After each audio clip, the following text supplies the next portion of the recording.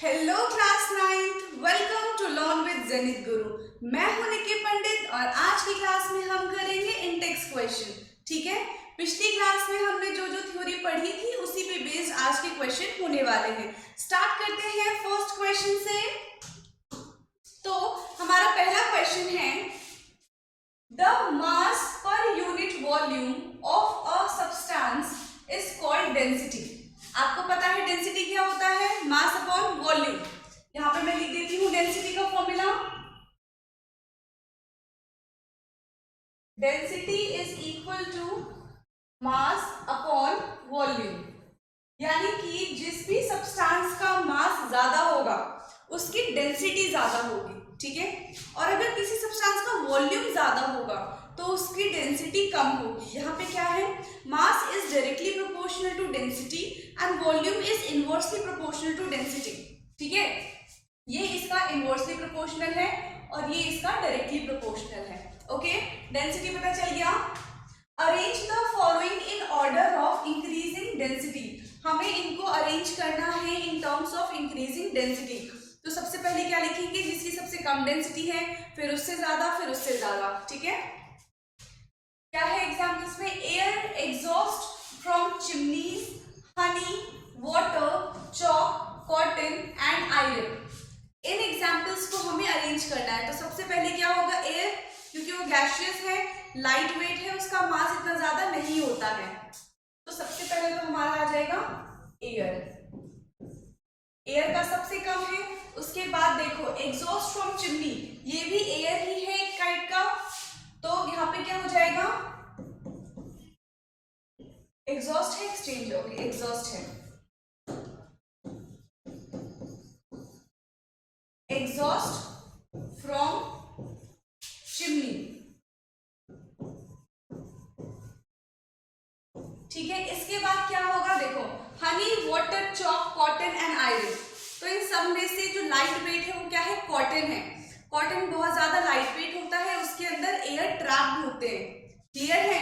तो यहाँ पे हो जाएगा फिर कॉटन।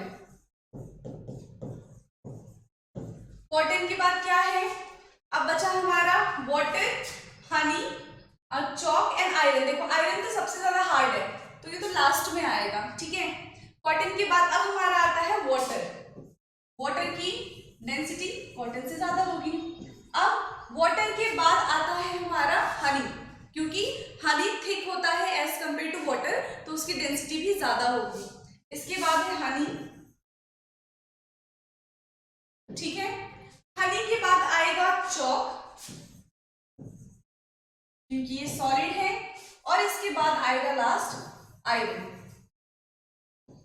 सारे हो गए, air, exhaust from chimney, cotton, water, honey, chalk and iron. सारी चीजें हमने अरेंज कर दी in order of their increasing densities. देख लो इसको एक बार, फिर चलते हैं नेक्स्ट क्वेश्चन की तरफ। ओके, नेक्स्ट क्वेश्चन है हमारा, tablet the difference in the characteristics of states of matter. जो डिफरेंट स्टेट्स ऑफ मैटर हमने पढ़े थे, अभी हमको क्या करना है, एक टेबल बनाना है और उसमें उन तीनों मैटर को कैटेगराइज करना है। ठीक है, कर लेते हैं। ये तो बहुत इजी क्वेश्चन है। क्या होगा, सॉलिड, लिक्विड और गैसेस।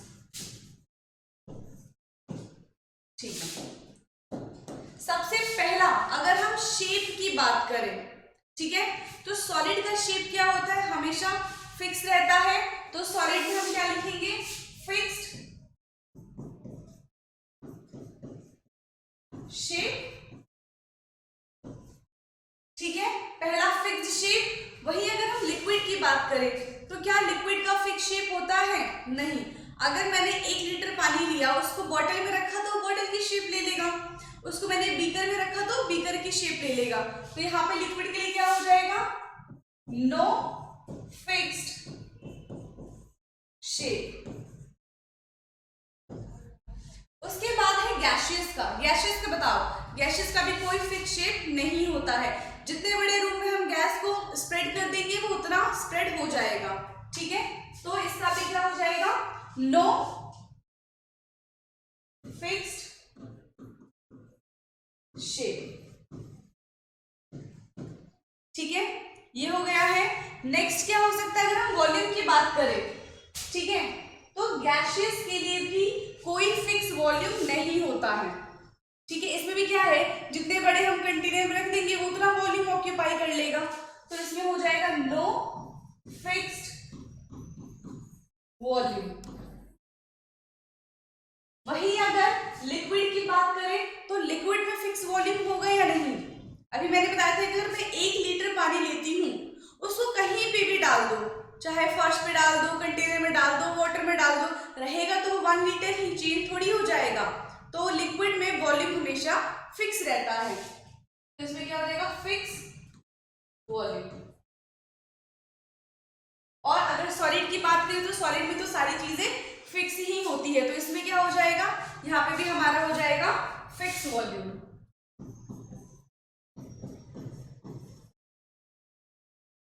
ये भी है हमारा fix volume.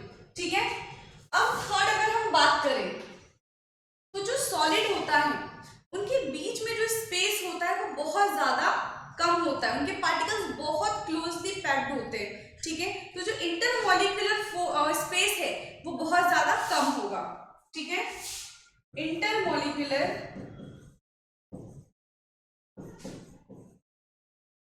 Space is very less. ठीक है, वही अगर मैं लिक्विड की बात करूं तो जो इंटरमॉलिक्यूलर स्पेस होता है वो इंटरमीडिएट होता है, यानी कि सॉलिड से ज्यादा होता है और गैसियस से कम होता है। तो यहाँ पे हम लिख देंगे इंटरमॉलिक्यूलर स्पेस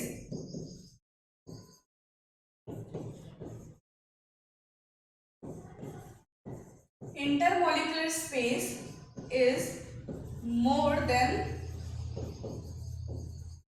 सॉलिड। और वही गैसियस की बात करें तो उसमें तो बहुत ज्यादा होता है इंटरमॉलिक्यूलर स्पेस, दो मॉलिक्यूल्स के बीच का डिस्टेंस काफी ज्यादा होता है। तो intermolecular space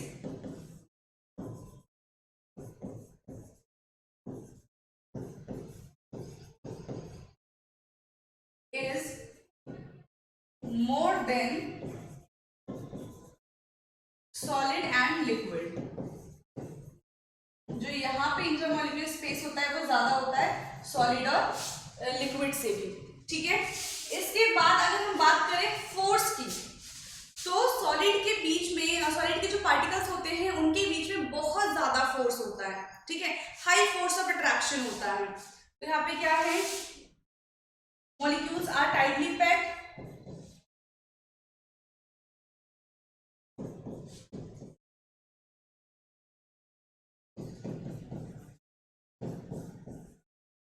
molecules are tightly packed।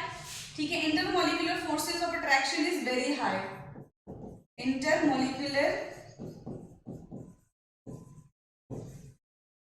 force of attraction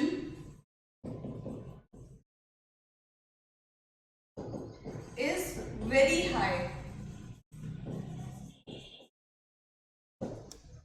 ठीक है, वही अगर हम लिक्विड की बात करें तो जो इंटरमॉलिक्यूलर फोर्स होगा यहाँ पे भी इंटरमीडिएट है, लिक्विड सॉलिड से यहाँ पे फोर्स जो है वो कम होगा और गैसियस से फोर्स यहाँ पे ज्यादा होगा। तो intermolecular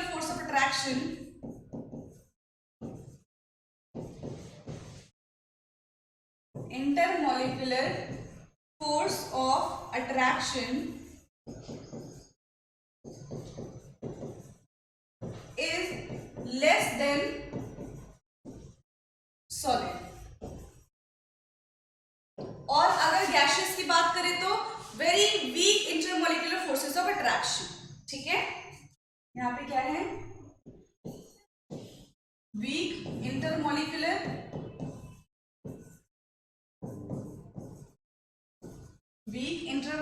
force of attraction.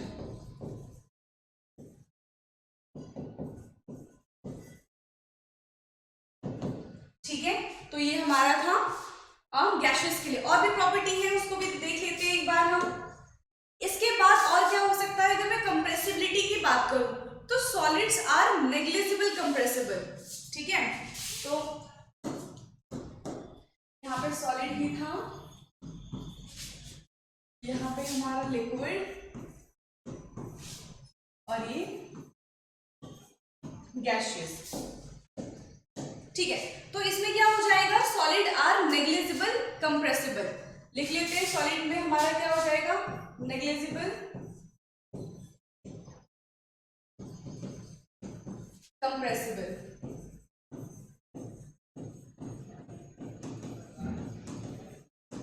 Negligible compressibility. ठीक है, वही अगर हम लिक्विड की बात करें तो वो कंप्रेस हो जाता है थोड़ा बहुत। ठीक है, तो इसमें हमारा सिर्फ आएगा कंप्रेसिबल।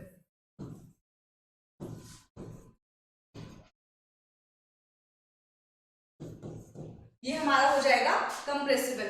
और अगर हम गैशियस की बात करें तो वो हाईली कंप्रेसिबल है। Gaseous is highly compressible.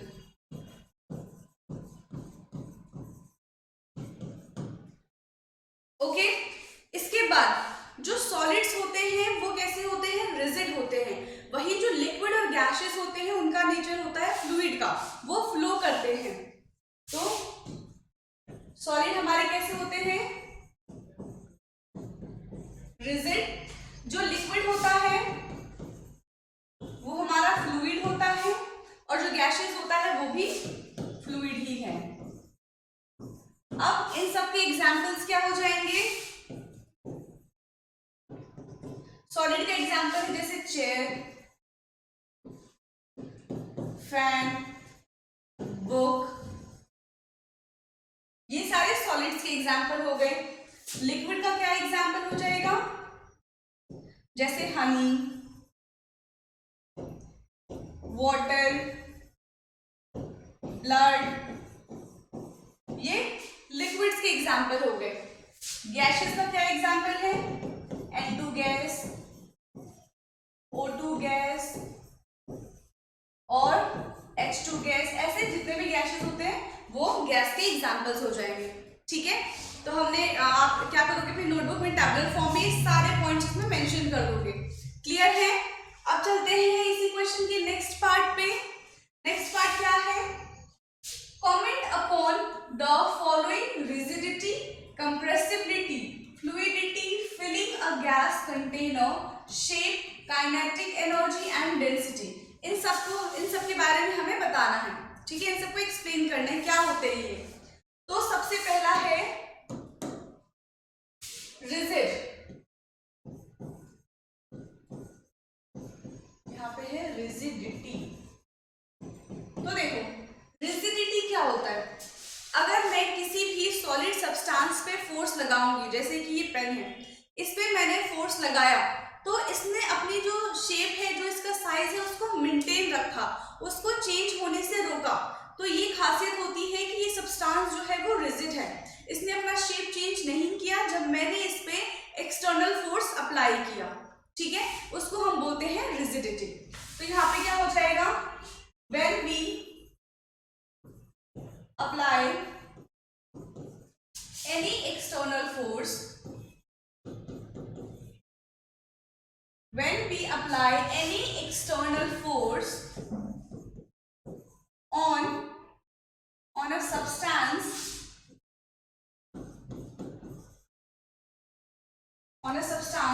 it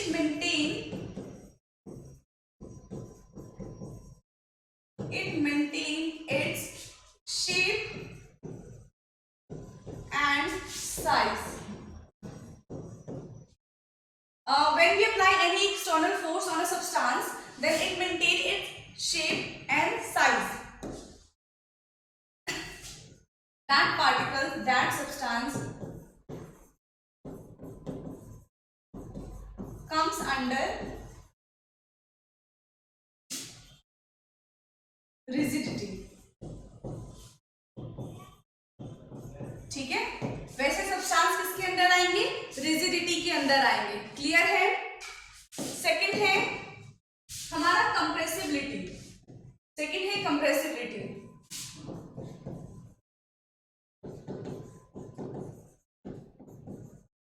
अब देखो कंप्रेसिबिलिटी क्या होता है कि किसी भी सब्सटेंस का जो उसका नेचर है, जो उसका मटेरियल है, ठीक ठीक है। अगर हम उसको कंप्रेस कर देते हैं तो उसके अंदर के जो एयर ट्रैप होते हैं वो रिमूव हो जाता है और वो सब्सटेंस कंप्रेस हो जाता है।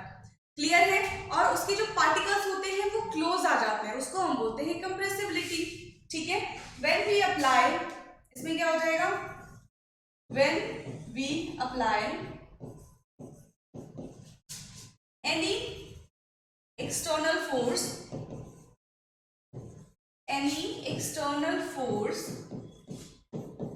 the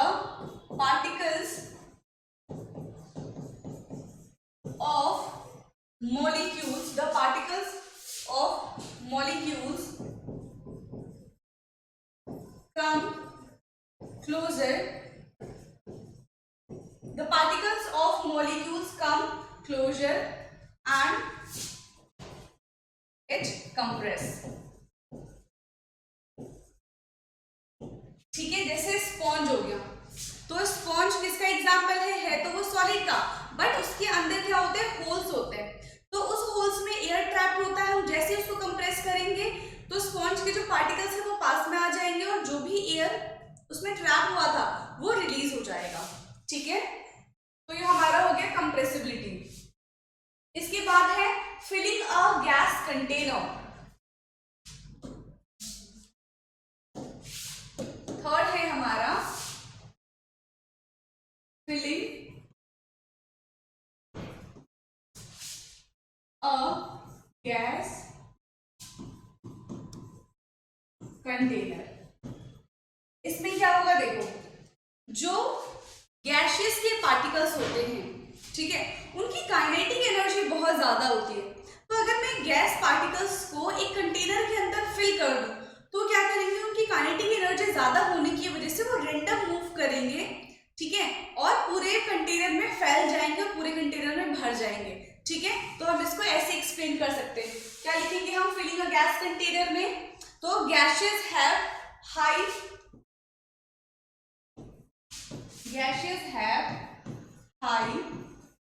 kinetic energy,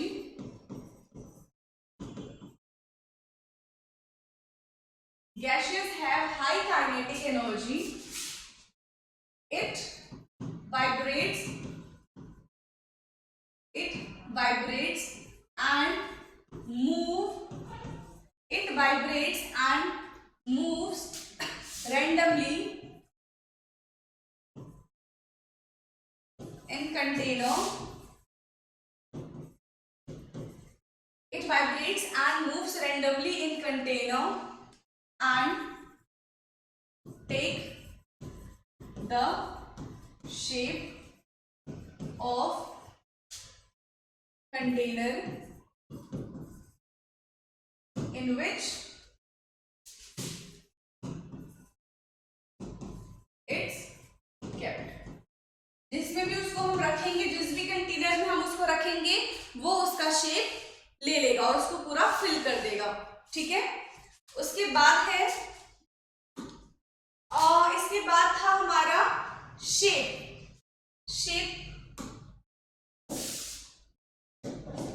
इसके बाद है हमारा शेप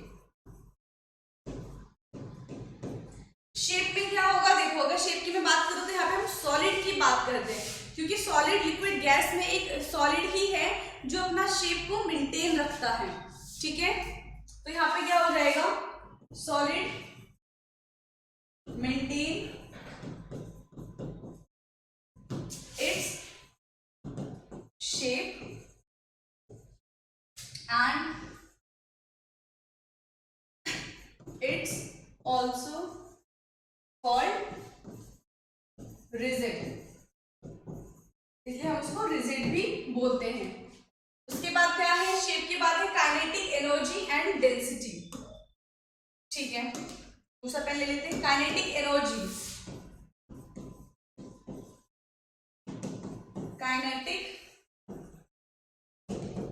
देखो, काइनेटिक एनर्जी क्या होता है, किसी भी पार्टिकल्स में अगर मूवमेंट शो हो रहा है तो उसको हम बोलेंगे कि उसके पास काइनेटिक एनर्जी है। ठीक है। तो काइनेटिक एनर्जी का मतलब क्या होता है, when a particle comes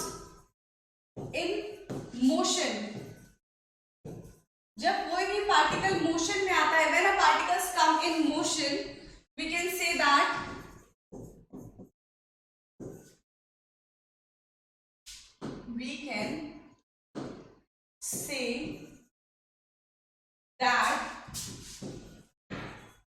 kinetic energy is present.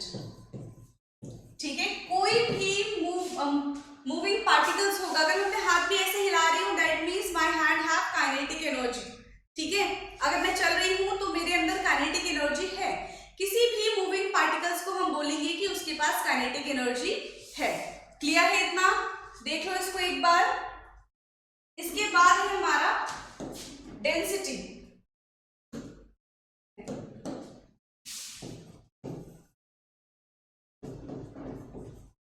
Density क्या होता है? Density is defined as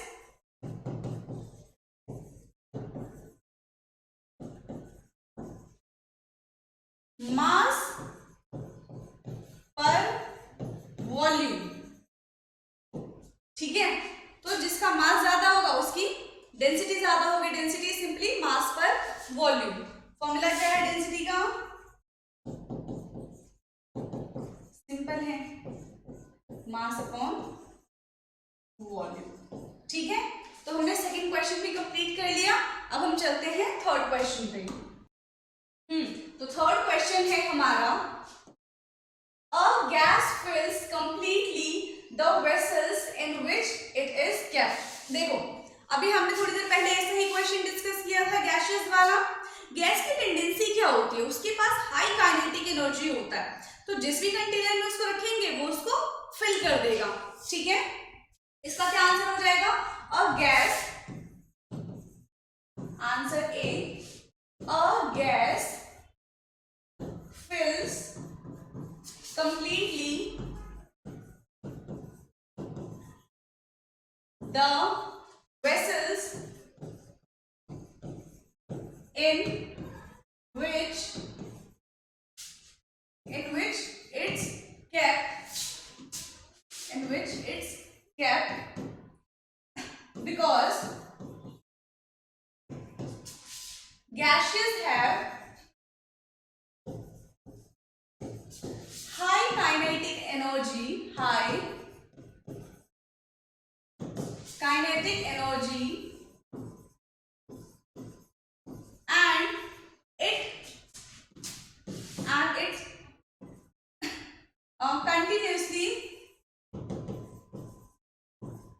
and it's continuously move in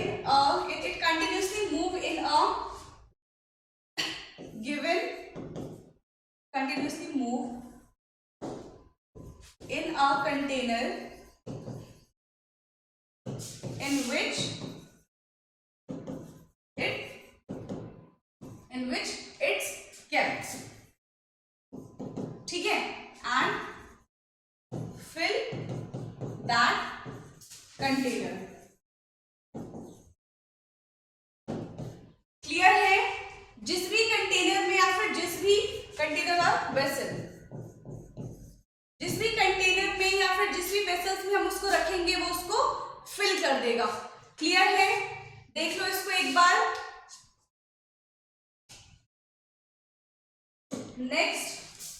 next क्या है? B, a gas exert pressure on the walls of the container. अब जो गैस के particles होते हैं वो क्या करते हैं?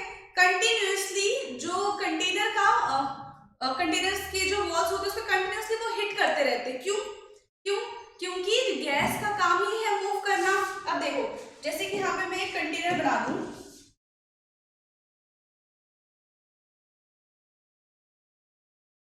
ये कंटेनर है, इसके अंदर गैस के पार्टिकल्स है बहुत सारे. ये रेंडमली कहीं पे भी मूव करेंगे तो ये बार बार हिट करते हैं इसकी वॉल्स को. क्यों? अंदर प्रेशर बहुत ज्यादा है. ठीक है, प्रेशर बहुत ज्यादा है तो ये बाहर निकलने की कोशिश करते हैं. इतना प्रेशराइज करके उसको इतना कंप्रेस करके हम अंदर गैस भर देंगे कि अंदर का प्रेशर ज्यादा होने की वजह से वो बाहर निकलने की कोशिश करेंगे. और जब वो बाहर निकलने की कोशिश करेंगे तो क्या करेंगे? इस वॉल को बार बार हिट करेंगे. ठीक है, तो इसका आंसर क्या हो जाएगा यहाँ पे? A gas exert pressure on the wall of the container. Answer B, gas exert pressure on the wall, on the walls of the container due to high kinetic energy. इनका मूवमेंट जो है बहुत ज्यादा होता है due to high kinetic energy. ठीक है, high kinetic energy होने के बाद क्या होते हैं, these molecules constantly vibrate. High molecules, these molecules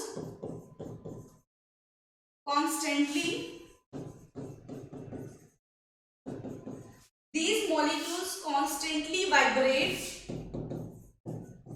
ये जो मॉलिक्यूल्स होते हैं वो क्या करते हैं, कॉन्स्टेंटली वाइब्रेट करते हैं and move towards the walls of the container, move towards the walls of the container। ठीक है,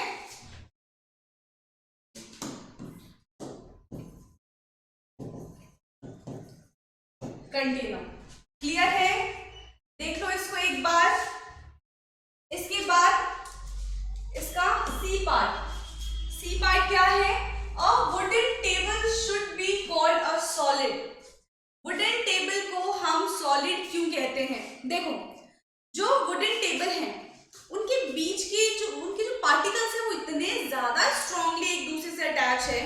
ठीक है, और वो क्या करते हैं, सॉलिड की प्रॉपर्टी को फॉलो करते हैं, वो रिजिडिटी शो करते हैं। कैसे, एक तो पार्टिकल्स बहुत ज्यादा पास है, ठीक है, इंटरमॉलिक्यूलर स्पेस बहुत ज्यादा कम है, वो फ्लूइड नेचर भी शो नहीं करते, वो कंप्रेस भी नहीं होते।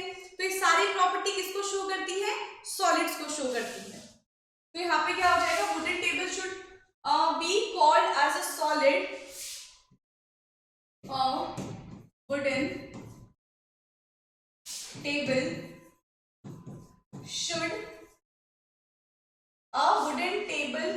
should be called a solid due to its property। ठीक है, कौन सी प्रॉपर्टी है,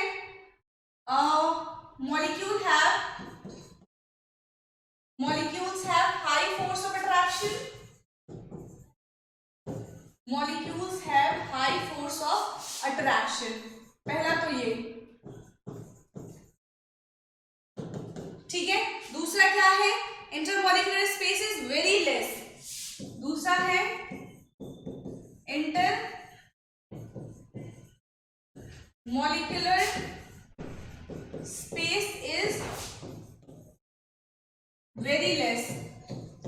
ठीक है, और क्या है, it do not show the property of fluidity. ठीक है, it is not fluid,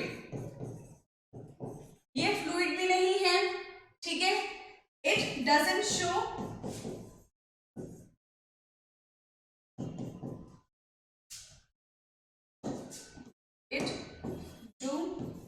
not show compressibility।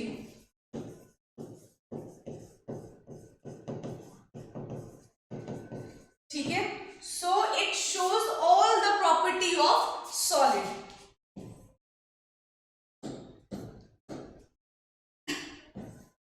it shows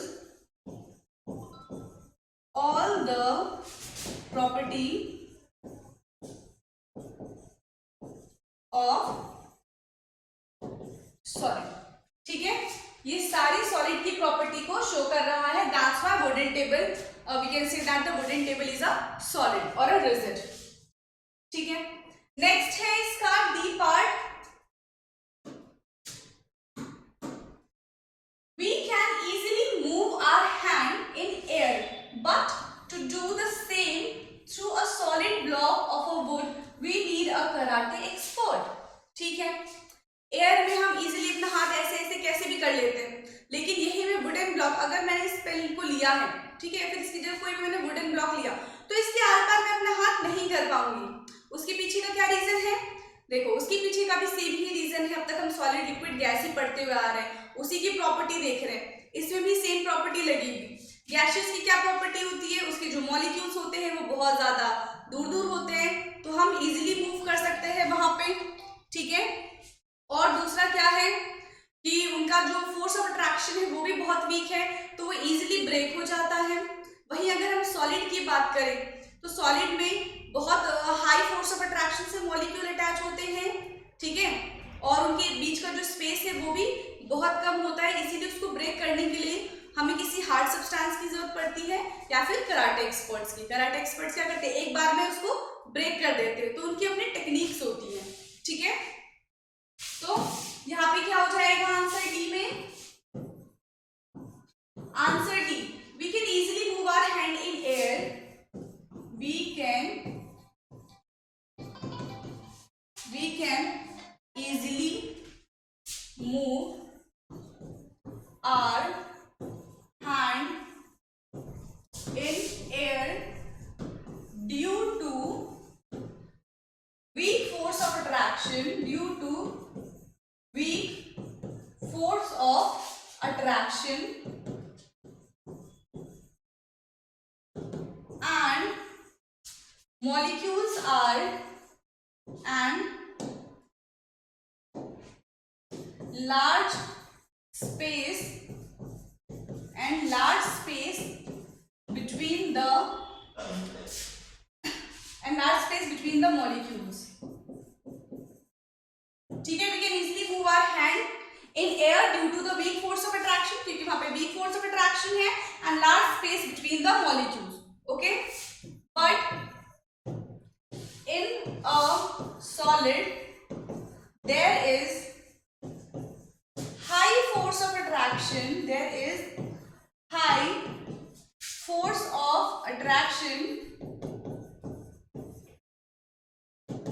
there is a high force of attraction between the particles of molecules, between the particles of molecules and the space is very less. That's why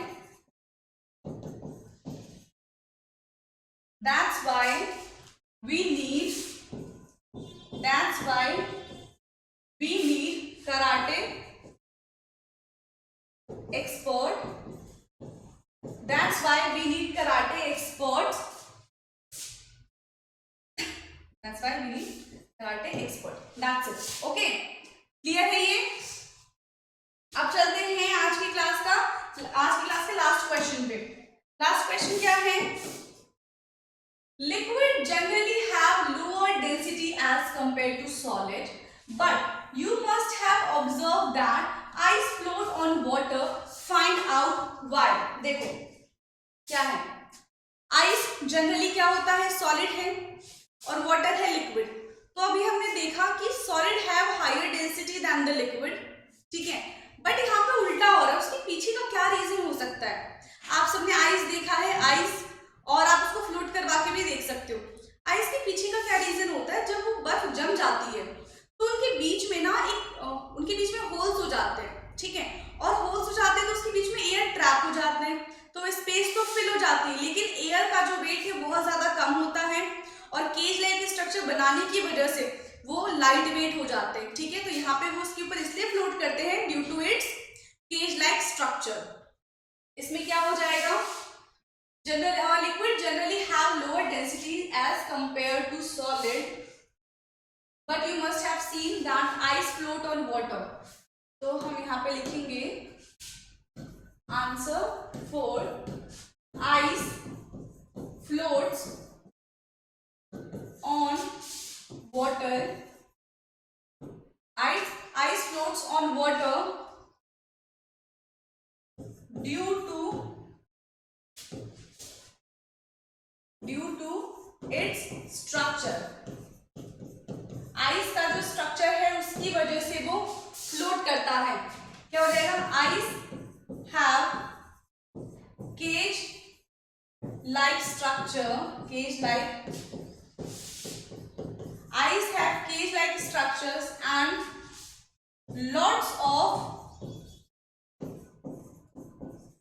vacant space, between the particles of molecules that make